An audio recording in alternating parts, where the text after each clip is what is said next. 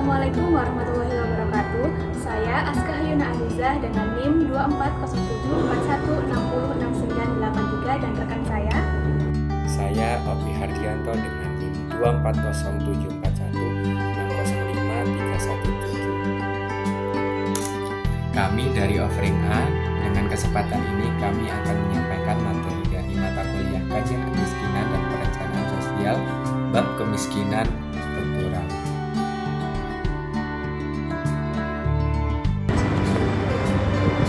Jadi, kemiskinan struktural adalah bentuk kemiskinan yang berasal dari ketidakseimbangan sistematik dalam struktur sosial, ekonomi, dan politik yang menghalangi kelompok tertentu untuk mendapatkan akses terhadap sumber daya dan kesempatan.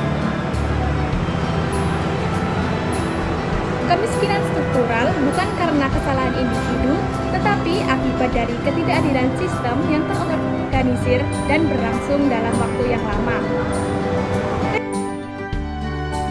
Menurut Karl Marx, 1819 sampai 1883, kemiskinan sebagai hasil dari sistem kapitalisme yang menciptakan ketimpangan kelas. Struktur ekonomi yang membuat buruh tereksploitasi, sementara modal terkonsentrasi pada pemilik produksi.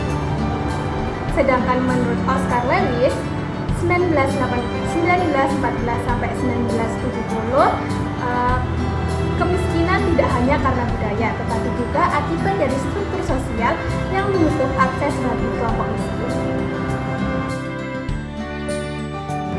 Yang pertama, terbatasnya akses masyarakat miskin terhadap pendidikan berkualitas sehingga memperkuat lingkaran kemiskinan yang antar generasi.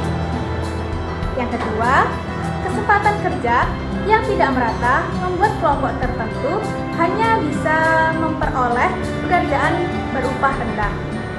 Ketiga, yaitu kesehatan menurun karena akses ke layanan kesehatan terbatas dan kondisi lingkungan yang kurang layak. Yang keempat atau yang terakhir, ketimpangan semakin melebar, memicu rasa ketidakadilan dan berpotensi konflik sosial.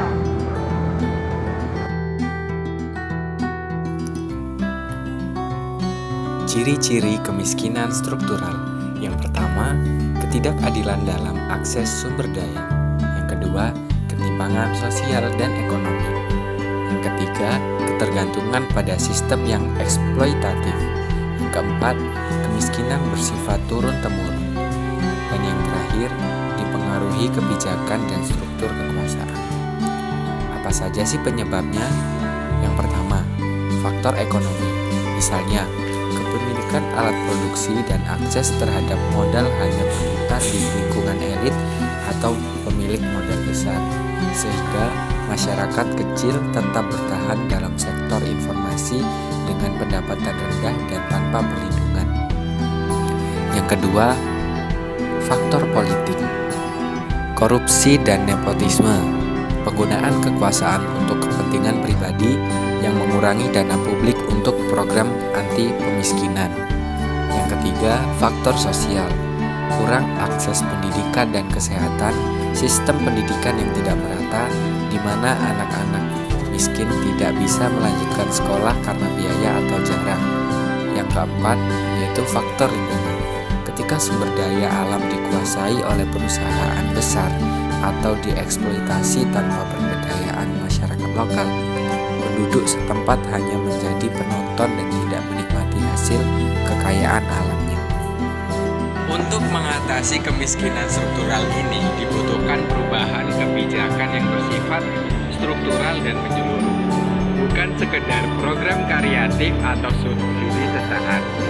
Intervensi yang efektif harus melibatkan reformasi agraria dan redistribusi sumber daya, pendidikan dan pelatihan vokasi yang inklusif, desentralisasi pembangunan dan keadilan layanan publik, penguatan perlindungan sosial, dan representasi kelompok marginal. Jadi itulah yang dinamakan kemiskinan struktural. Semoga bisa dipahami atau dimengerti. Terima kasih. Kelompok 7 pamit undur diri. Wassalamualaikum warahmatullahi wabarakatuh. Plastik sebelum itu, Pak.